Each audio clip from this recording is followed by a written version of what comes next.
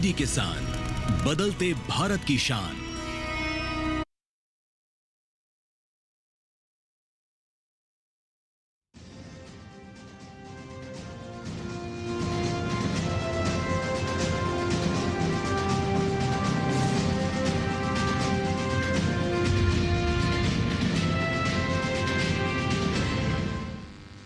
नमस्कार, किसान समाचार में आप सभी का स्वागत है। सबसे पहले मुख्य समाचार।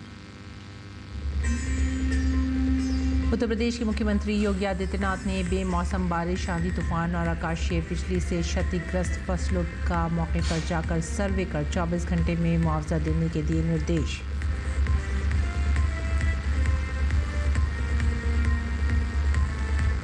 मध्य प्रदेश के मुख्यमंत्री डॉक्टर मोहन यादव कृषि नवाचार और उद्यमिता को बढ़ावा देने के लिए 3 मई को मंदसौर में करेंगे 1 दिवसीय राज्य स्तरीय कृषक सम्मेलन एवं कृषि उद्योग समागम 2025 का शुभारंभ। खाद्य प्रसंस्करण के क्षेत्र में इच्छुक निवेशकों के साथ करेंगे संवाद।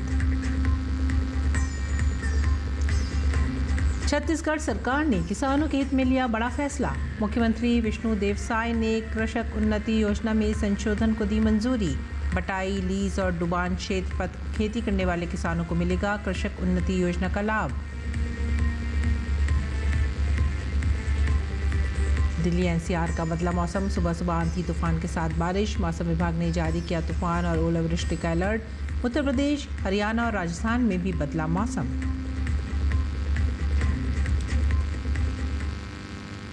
मुख्य समाचार के बाद खबरें विस्तार से। उत्तर प्रदेश के मुख्यमंत्री योगी आदित्यनाथ ने बेमौसम बारिश, आंधी तूफान और आकाशीय बिजली से होने वाली जनहानि का मुआवजा 24 घंटे के भीतर देने के निर्देश दिए हैं।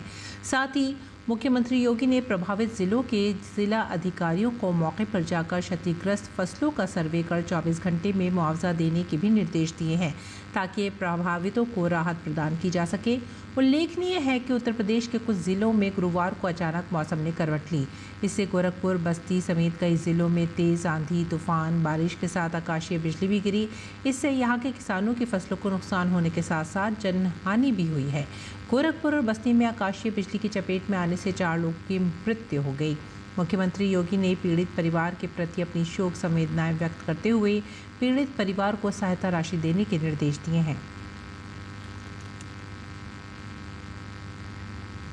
अगली खबर मध्य प्रदेश से। मध्य प्रदेश के मुख्यमंत्री डॉक्टर मोहन यादव कृषि नवाचार और उद्यमिता को बढ़ावा देने के लिए शनिवार 3 मई को मंदसौर में 1 दिवसीय राज्य स्तरीय कृषक सम्मेलन एवं कृषि उद्योग समागम 2025 का शुभारंभ करेंगे। मुख्यमंत्री डॉक्टर मोहन यादव आयोजन में खाद्य प्रसंस्करण के क्षेत्र में कार्य करने के लिए इच्छुक निवेशकों के साथ संवाद भी करेंगे, जिससे नए निवेशक मंदसौर जिले में निवेश के लिए आकर्षित होंगे और उद्योगों को बढ़ावा मिलेगा। मंदसौर जिला औषधि और मसाला खेती में अग्रणी है। मेले के आयोजन से मंदसौर जिले में औषधीय फसलों को और अधिक बढ़ावा मिल सकेगा। उन्नत कृषि और किसानों की समृद्धि के लिए 3 मई को मंदसौर जिले के सीतामऊ में किसान मेला एवं एग्री हॉर्टी एक्सपो का आयोजन किया जाएगा।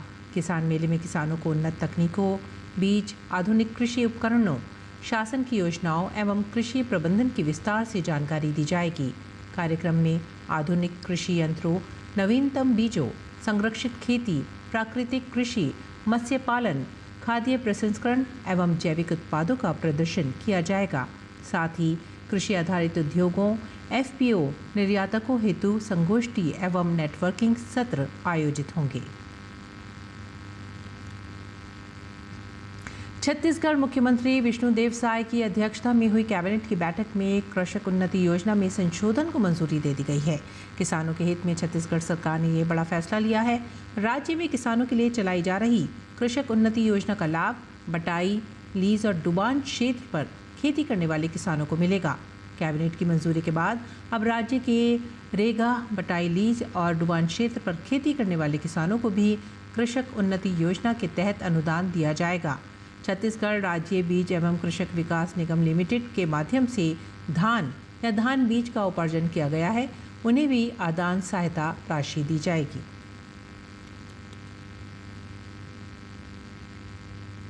और देश भर के प्रमुख राज्यों में रबी विपणन वर्ष RMS 2025-26 के दौरान शुरू की गई गेहूं की खरीद सुचारू रूप से जारी है। RMS 2025-26 के दौरान गेहूं की खरीद के लिए निर्धारित 312 लाख मीट्रिक टन LMT के अनुमानित लक्ष्य की तुलना में अब तक केंद्रीय पूल में 256.31 LMT गेहूं की खरीद हो चुकी है। इस वर्ष 30 अप्रैल तक गेहूं की खरीद पिछले वर्ष के 30 अप्रैल तक की कुल खरीद से अधिक हो चुकी है। गेहूं की खरीद करने वाले सभी 5 प्रमुख राज्यों पंजाब, हरियाणा, मध्य प्रदेश, राजस्थान और उत्तर प्रदेश ने पिछले वर्ष की तुलना में इस वर्ष अधिक गेहूं की खरीद की है। RMS 2025-26 के दौरान कुल 21.03 लाख किसान लाभान्वित हो चुके हैं तथा कुल MSP भुगतान 62,155.96 करोड़ रुपए है। इस वर्ष गेहूं की खरीद में हुई बढ़ोतरी खाद्य और सार्वजनिक वितरण विभाग के ठोस प्रयासों का परिणाम है।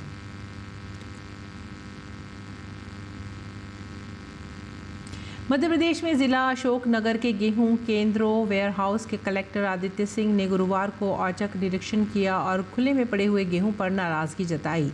कलेक्टर ने निरीक्षण के दौरान ट्रॉली खुले में पड़े गेहूं को देखकर SDM को फसल तुलाई की संपूर्ण प्रक्रिया की जांच कर पंचनामा बनाए जाने के निर्देश दिए। इस अवसर पर उपस्थित नायब तहसीलदार तथा पटवारी को पर्जनकारी की व्यवस्थाएं दुरुस्त करने के भी निर्देश दिए गए।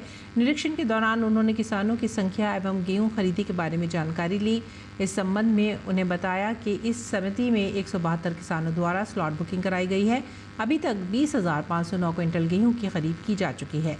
उन्होंने वेयरहाउस में उपस्थित कृषकों से पेयजल, छाया, फसल तुलाई तथा भुगतान के संबंध में विस्तार से जानकारी ली।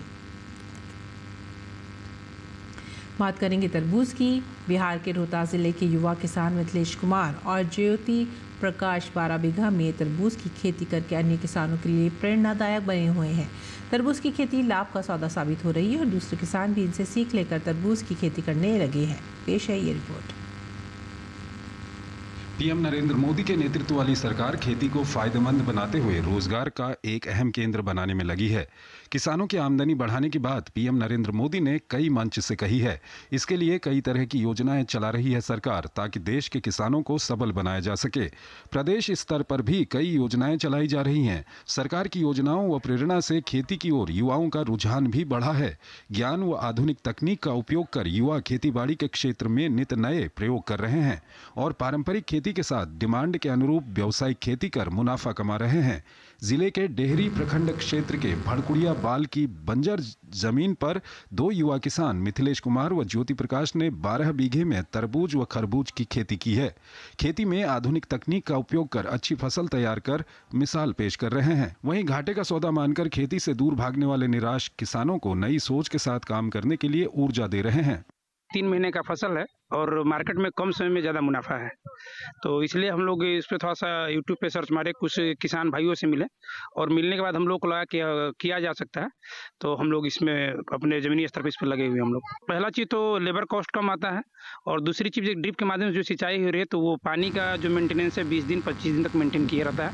इससे लेबर कॉस्ट और साथ साथ बिजली की बचत और पानी की भी बचत होती है। युवा किसानों की मेहनत व ज्ञान से बंजर जमीन की बदलती तस्वीर की क्षेत्र में खूब चर्चा हो रही है, जो खेती से न केवल अपने आर्थिक स्थिति में सुधार कर रहे हैं बल्कि वो खेतीबाड़ी के क्षेत्र में एक अच्छी मिसाल पेश कर रहे हैं।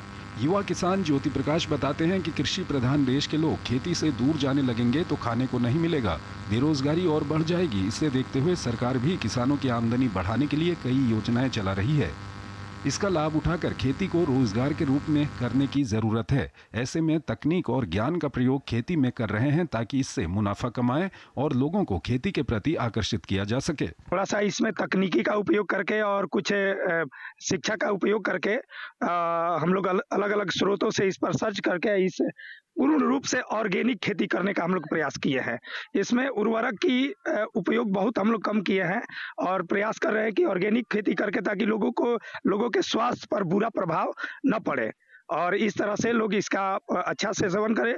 और हम लोग कई तरह का इसमें तरबूज खरबूज का खेती किए हैं। अलग अलग वैरायटी का हम लोग तरबूज खरबूज पजाने का प्रयास किए हैं। डेहरी, तिलौथू, सासाराम, शिवसागर, अकोदी गोला आदि प्रखंड में किसानों द्वारा ड्रिप इरिगेशन पद्धति से तरबूज खरबूज की खेती की गई है, जो किसानों के लिए मुनाफे का सौदा है। ड्रिप इरिगेशन के लिए विभाग किसानों को 80% अनुदान पर उपकरण उपलब्ध करा रहा है। किसानों को बागवानी के गुर सीखने के लिए ट्रेनिंग भी दी जा रही है। ज्ञान व आधुनिक तकनीक का उपयोग करके अगर खेती की जाए तो किसान बंजर भूमि को खेती योग्य बना सकते हैं और कृषि लाभ का सौदा साबित हो सकती है। Bureau report, DD news. खाद्यान्न भंडारण की गुणवत्ता सुनिश्चित करने के लिए केंद्र सरकार आगामी 20 मई को डिपो दर्पण पोर्टल और मोबाइल ऐप लॉन्च करने जा रही है, जिसका उद्देश्य देश भर के खाद्यान्न भंडारण डिपो में उच्चतम गुणवत्ता और प्रदर्शन मानकों को सुनिश्चित करना है। उपभोक्ता मामले, खाद्य और सार्वजनिक वितरण मंत्री प्रहलाद जोशी इस डिजिटल पहल का उद्घाटन करेंगे। इस पहल के तहत कुल 2278 गोदामों को जोड़ा जाएगा, जिनमें भारतीय खाद्य निगम, केंद्रीय भंडारण निगम और राज्य एजेंसियों, निजी संस्थाओं से किराए पर लिए गए गोदाम शामिल हैं।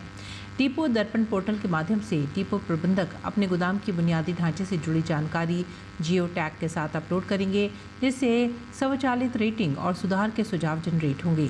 इस प्रणाली में गोदामों में पायलट प्रोजेक्ट के तौर पर AI आधारित back counting, ANPR automatic number plate recognition तकनीक से वाहनों की पहचान और ट्रैकिंग और फेस रिकग्निशन सिस्टम FRS से प्रवेश नियंत्रण को भी शामिल किया गया है। डिपो दर्पण मोबाइल ऐप से पर्यवेक्षण अधिकारी किसी भी समय कहीं से भी गोदाम की कार्यप्रणाली पर नज़र रख सकते हैं। इससे निर्णय लेने में आसानी होगी।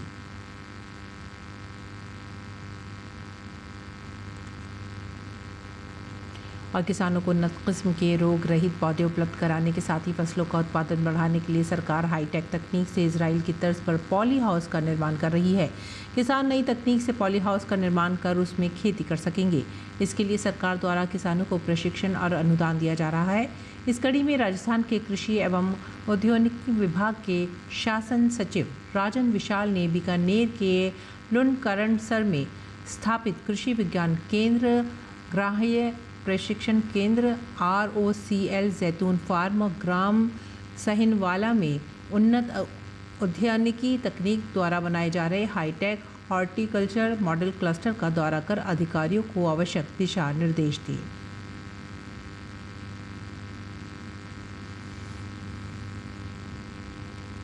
और आइए बात करते हैं मौसम की। दिल्ली NCR में मौसम ने एक बार फिर से करवट बदल ली है। आज तड़के लोगों को तेज़ बारिश के साथ आंधी का भी सामना करना पड़ा। आंधी और बारिश इतनी तेज़ थी कि लोग डर के मारे बस स्टैंड और दूसरी जगहों पर पनाह लेने को मजबूर हो गए। बिजली की गरज और चमक भी मौसम को खौफनाक बना रही थी। दिल्ली में जगह जगह पानी भर गया है, जिससे लोगों को परेशानी का सामना करना पड़ा। बता दें कि दिल्ली वासी पिछले 3 से 4 दिन से भीषण गर्मी से जूझ रहे थे। अप्रैल के आखिरी हफ्ते में तापमान 40 डिग्री के पार जा रहा था, लेकिन 29 अप्रैल से मौसम में बदलाव देखने को मिला और आज झमाझम बारिश ने लोगों को गर्मी से राहत दे दी। वहीं मूसलाधार बारिश और तेज़ हवाओं के कारण इंदिरा गांधी अंतर्राष्ट्रीय हवाई अड्डे पर विमान परिचालन प्रभावित हुआ। हवाई अड्डे का संचालन करने वाले दिल्ली इंटरनेशनल एयरपोर्ट लिमिटेड ने बताया कि खराब मौसम की वजह से कुछ उड़ानें प्रभावित हुई हैं।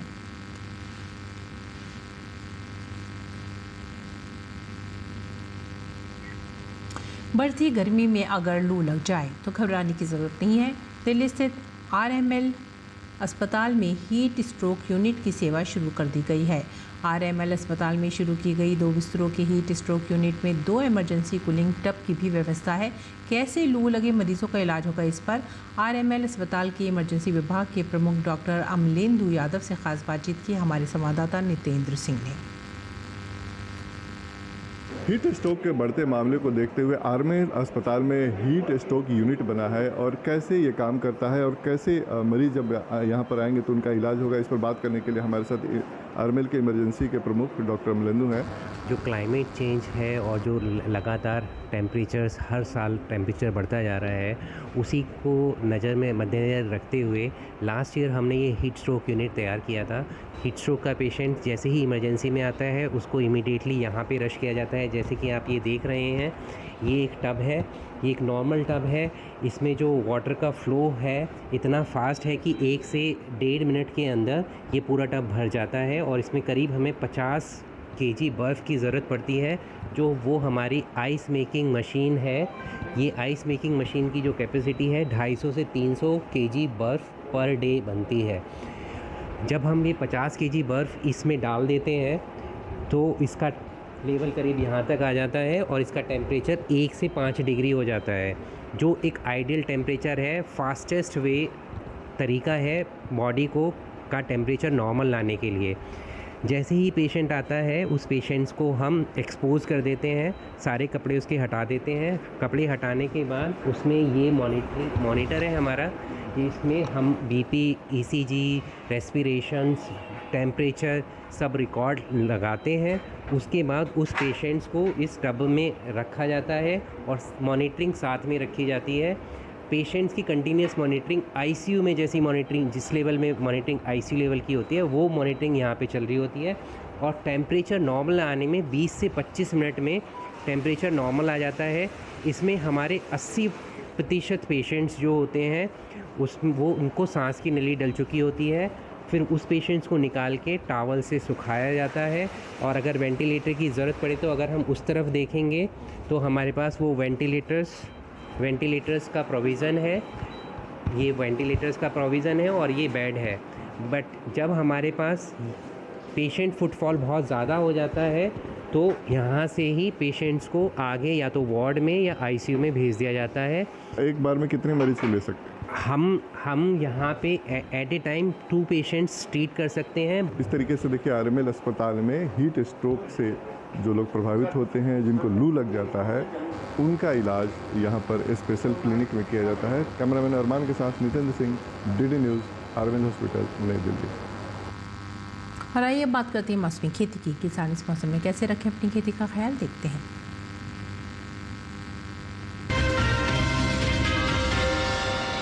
नमस्कार, आप देख रहे हैं डीडी किसान। मैं हूं एआई कृष और आज हम भारत के विभिन्न राज्यों में होने वाली खेती किसानी से संबंधित सलाहों के बारे में पूरी जानकारी देंगे। मध्य प्रदेश के किसान नर्सरी में उगी सब्जियों को धूप से बचाने के उपाय कर लें।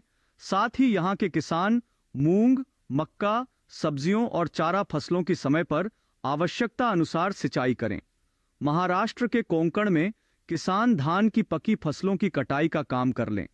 यहाँ के किसान मूंगफली और आम की पकी पौध की तुड़ाई और खुदाई का काम भी कर लें। वहीं मध्य महाराष्ट्र के किसान मूंगफली, बाजरा, सब्जियों और बागों की समय पर सिंचाई करें। महाराष्ट्र के मराठवाड़ा के गन्ना किसान गन्ने के खेतों को खरपतवार से मुक्त रखने के उपाय कर लें। विदर्भ में किसान मूंगफली, मूंग, सूरजमुखी, तिल और धान की अच्छी पैदावार के लिए समय पर और उचित सिंचाई करें। तेलंगाना के किसान धान की फसल को सूखने से बचाने के लिए इनके खेतों में जल स्तर 5 सेंटीमीटर तक बनाए रखें। वहीं आंध्र प्रदेश के किसान गन्ने के खेतों की समय पर आवश्यकतानुसार सिंचाई कर लें। साथ ही यहां पर किसान मक्के की पकी फसलों की कटाई का काम भी कर लें। उत्तरी आंतरिक कर्नाटक के किसान गन्ना, तिल, मूंग, उड़द, तरबूज और ककड़ी जैसी खड़ी फसलों की अच्छी पैदावार के लिए समय पर सिंचाई करें। तमिलनाडु के पश्चिमी इलाकों के किसान ज्वार की बुवाई जारी रखें। यहां इस मौसम में गन्ने के नए पौधों का रोपण किया जा सकता है।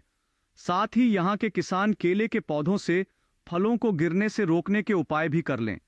इसी तरह कृषि और किसानों से जुड़ी हर महत्वपूर्ण जानकारी के लिए हमारे साथ जुड़े रहिए और देखते रहिए डीडी किसान। धन्यवाद। मशरूम, जिसे खुम्ब भी कहा जाता है, स्वाद और पौष्टिकता से भरपूर है। इसमें काफी मात्रा में प्रोटीन पाया जाता है। अलग अलग मौसम के हिसाब से इसकी कई किस्में मौजूद हैं। खासकर उत्तर भारत के मैदानी इलाकों में सफेद बटन मशरूम, शिटाके मशरूम, धान पुआल खुम, ऑयस्टर मशरूम और दूधिया मशरूम की खेती की जाती है। अलग अलग किस्मों के कारण ही अब साल भर मशरूम की पैदावार संभव हो पाई है। एक रोचक बात यह है कि गर्मी के मौसम में पैदा होने वाला दूधिया मशरूम भारत की ही देन है। दूधिया मशरूम को फरवरी से अप्रैल तक बोया जा सकता है। इसके अलावा शिटाके मशरूम को सितंबर से फरवरी के बीच बोया जा सकता है। ऑयस्टर को ढींगरी मशरूम भी कहा जाता है। इसकी खेती लगभग पूरे साल की जा सकती है। मशरूम की बुआई के लिए कंपोस्ट तैयार किया जाता है। कंपोस्ट गेहूं के भूसे या धान के पुआल, गेहूं या धान के चोकर, ammonium sulphate, urea, potash, gypsum और शीरे से तैयार किया जाता है। भूसा 1 साल से अधिक पुराना और बारिश में भीगा नहीं होना चाहिए। इस तरह तैयार कंपोस्ट की 8 से 10 इंच की परत ट्रे या थैलियों में भर दी जाती है। बटन मशरूम के कवक जाल की वृद्धि के लिए 22 से 25 डिग्री का तापमान और 80 से 85% नमी होनी चाहिए। बोने के लिए हवादार और तापरोधी मशरूम घर बनाया जाता है, जिसके भीतर तापमान और जरूरी नमी को बनाए रखा जा सके। मशरूम घर का फर्श पक्का होना जरूरी है। 1 वर्ग मीटर क्षेत्रफल में औसतन 8 से 10 किलो मशरूम की उपज होती है, जो 100 किलो कंपोस्ट में 6 से 8 हफ्तों में प्राप्त होती है। तुड़ाई के बाद मशरूम को बहते पानी में धोकर तुरंत 5 डिग्री सेंटीग्रेड पर ठंडा कर लेना चाहिए। इसकी पैकिंग 200 ग्राम या 500 ग्राम के थैलों में की जाती है। मशरूम की फसल बहुत तेजी से बढ़ती है और इसलिए बाजार का इंतजाम बेहद आवश्यक है। और हाँ, जंगली मशरूम और खाने वाली मशरूम अलग अलग होती हैं, इसलिए मशरूम के लिए नजदीकी कृषि विज्ञान केंद्र या कृषि विश्वविद्यालय से ट्रेनिंग जरूर लें।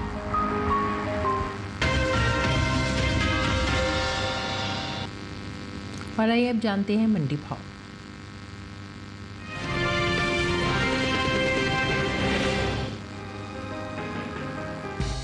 मंडियों में इन दिनों धान की आवक सामान्य देखने को मिल रही है। बात हाजिर भाव की करें तो एग्मार्कनेट के मुताबिक देश की अलग अलग मंडियों में धान के भाव कुछ इस तरह रहे।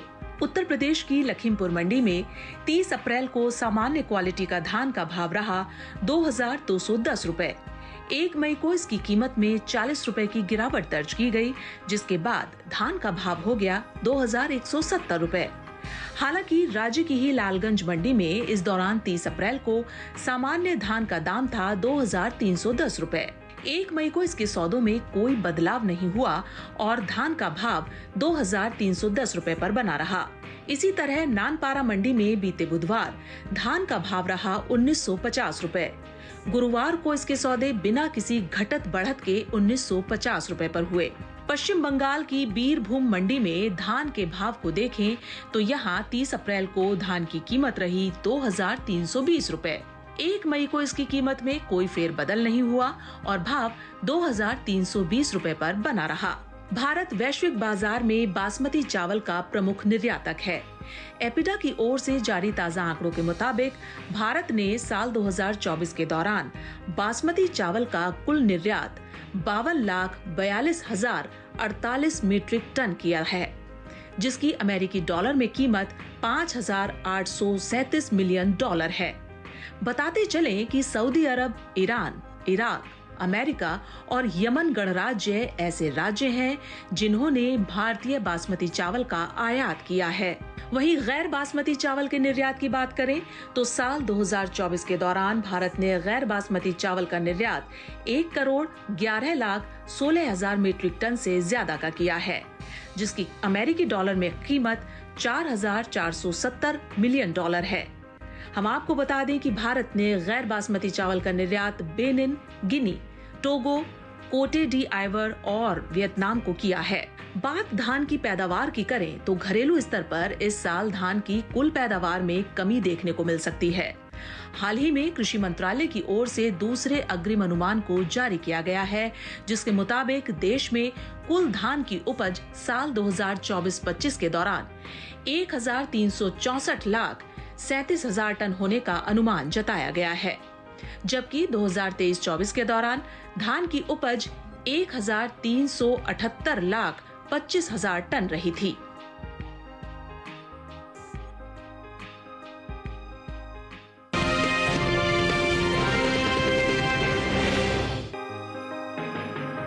गर्मियां आते ही मंडियों में नींबू के दाम में बढ़त देखने को मिल रही है। बीते 2 दिनों के दौरान देश की ज्यादातर मंडियों में नींबू के भाव किस तरह रहे, इस पर एक नजर डालते हैं। एग्मार्कनेट के मुताबिक गुजरात की राजकोट मंडी में 30 अप्रैल को नींबू का भाव रहा 13,250 रुपए।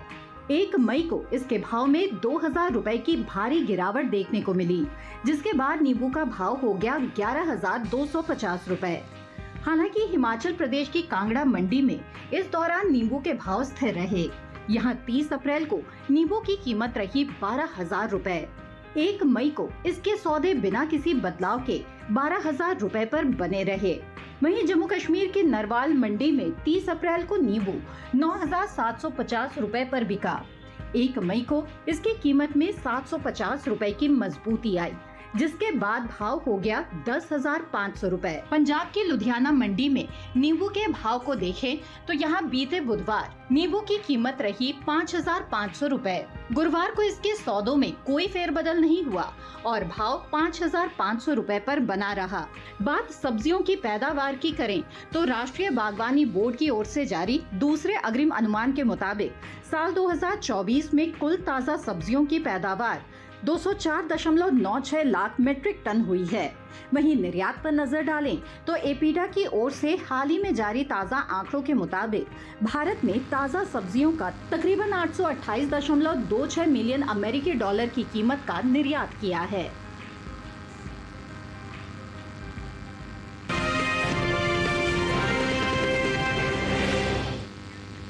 खेती किसानी के साथ साथ आइए नजर डालते हैं कुछ और खास खबर पर।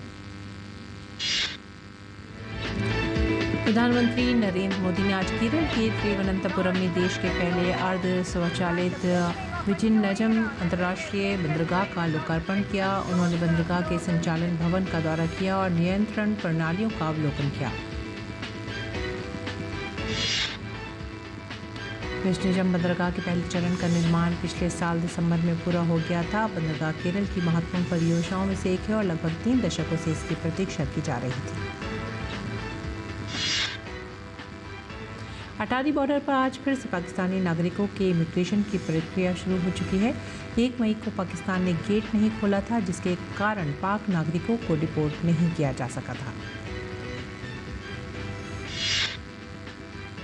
केंद्रीय मंत्री धर्मेंद्र प्रधान और दिल्ली की मुख्यमंत्री रेखा गुप्ता ने आज कुश्क नाला बस डिपो में 400 ई बसों को हरी झंडी दिखाकर उनकी शुरुआत की।